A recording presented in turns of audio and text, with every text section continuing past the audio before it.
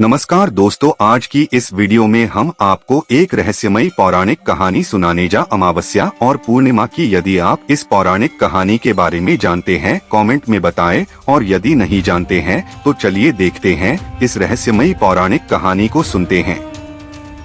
एक प्राचीन नगरी में राजा विराजमान थे जिनकी दो रानियां थीं। बड़ी रानी शांति दयालु और धार्मिक थीं, जिनकी एक बेटी थी पूर्णिमा। छोटी रानी रति महत्वाकांक्षी और ईर्ष्यालु थीं, जिनकी एक बेटी थी अमावस्या। पूर्णिमा अपनी मां के समान दयालु और ईश्वर की भक्त थी। वह सदैव पूजा पाठ में लीन रहती और जीवों की सेवा करती। अमावस्या इसके विपरीत घमंडी और आलसी थी। वह दूसरों को नीचा देखती और कभी भी किसी की मदद नहीं करती थी।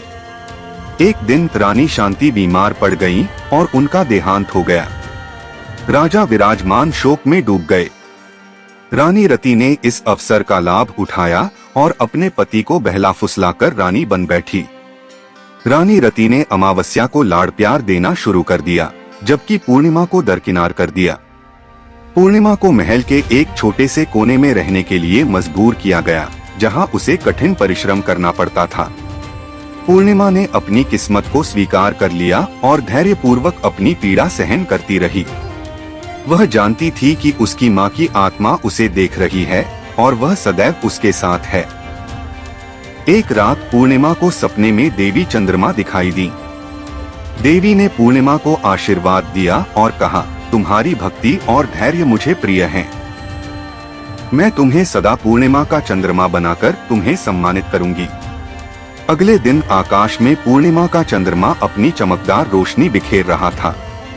उसी समय रानी रति और अमावस्या को आश्चर्य हुआ जब उन्होंने देखा कि पूर्णिमा महल के बगीचे में खड़ी है, तेजस्वी और सुंदर। रानी रति और अमावस्या पूर्णिमा को देखकर ईर्ष्या से जल उठीं। उन्होंने पूर्णिमा को महल से निकालने का षड्यंत्र रचा। एक दिन उन्होंने पूर्णिमा को जंगल में भेज दिया और उसे वहीं छोड़ दिया। पूर्णिमा जंगल में अकेली और भयभीत थी, लेकिन उसने हार नहीं मानी। उसने अपनी आस्था देवी चंद्रमा में बनाए रखी और उनसे प्रार्थना करती रही। एक ऋषि जो जंगल में रहते थे, उन्होंने पूर्णिमा को देखा और उसकी मदद करने का फैसला किया। ऋषि ने पूर्णिमा को अपने आश्रम में ले लिया और उसे शिक्षा दी। पूर्णिमा ने ऋषि से धर्म, दर्शन और आयुर्वेद का ज्ञान प्राप्त किया। वर्षों बीत गए और पूर्णिमा एक ज्ञानी और दयालु महिला बन गईं।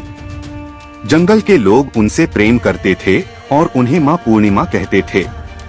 एक दिन राजा विराजमान शिकार खेलने जंगल गए। रास्ते में उनकी मुलाकात मां पूर्णिमा से हुई। पूर्णिमा ने राजा को पहचान लिया और उन्हें अपनी कहानी सुनाई। राजा विराजमान अपनी बेटी पूर्णिमा को देखकर अत्यंत खुश हुए। उन्हें एहसास हुआ कि रानी रति और अमावस्या ने उनके साथ कितना बड़ा धोखा किया था।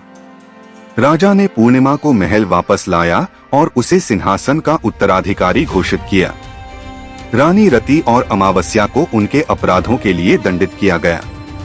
उन्हें महल से निकाल दिया गया और उन्हें निर्वासित जीवन जीने के लिए मजबूर किया गया। पूर्णिमा एक न्यायप्रिय और दयालु रानी बनी। उन्होंने राज्य में प्रेम और समृद्धि स्थापित की। रानी पूर्णिमा ने अपनी प्रजा के लिए अनेक अच्छे कार्य किए। उन्होंने शिक्षा और स्वास्थ्य सेवाओं में सुधार किया, गरीबों और जरूरतमंदों की मदद की और न्यायपूर्ण शासन स्थापित किया। एक दिन रानी पूर्णिमा को पता चला कि उनकी सौतेली बहन अमावस्या बीमार है और गरीबी में जीवन जी रही है। पूर्णिमा को अमावस्या पर दया आ गई और उन्होंने उसे महल में वापस लाने का फैसला किया। अमावस्या रानी पूर्णिमा को देखकर पश्चाताप करने लगी। उसने अपनी गलतियों के लिए माफी मांगी और रानी पूर्णिमा से क्षमा की भीख मांगी। रानी पूर्णिमा दयालु हृदय वाली थीं। उन्होंने अपनी सौतेली बहन को क्षमा कर दिया और उसे अपने साथ रहने का आश्रय दिया। समय के साथ अमावस्या ने अपनी गलतियों से सीखा और एक बेहतर इंसान बन गई। वह रानी पूर्णिमा की सहायिका बन गईं और उन्होंने राज्य के विकास में महत्वपूर्ण योगदान दिया। दोनों बहनें जो कभी एक दूसरे की दुश्मन थीं, अब प्यार और स्नेह से रहने लगीं। उन्होंने मिलकर एक आदर्श राज्य का निर्माण किया, जो अपनी प्रजा की सुख समृद्धि के लिए जाना जाता था। यह कहानी हमें सिखाती है कि प्रेम, क्षमा और दया ही जीवन में सच्ची खुशी और सफलता की कुंजी हैं। यदि आपको यह जानकारी अच्छी लगी हो तो अभी चैनल को सब्सक्राइब करें, साथ वीडियो को लाइक शेयर भी कर दीजिए। तो चलिए फिर मिलते हैं एक नए वीडियो में एक नए जानकारी के साथ में, तब तक के लिए जय हिंद।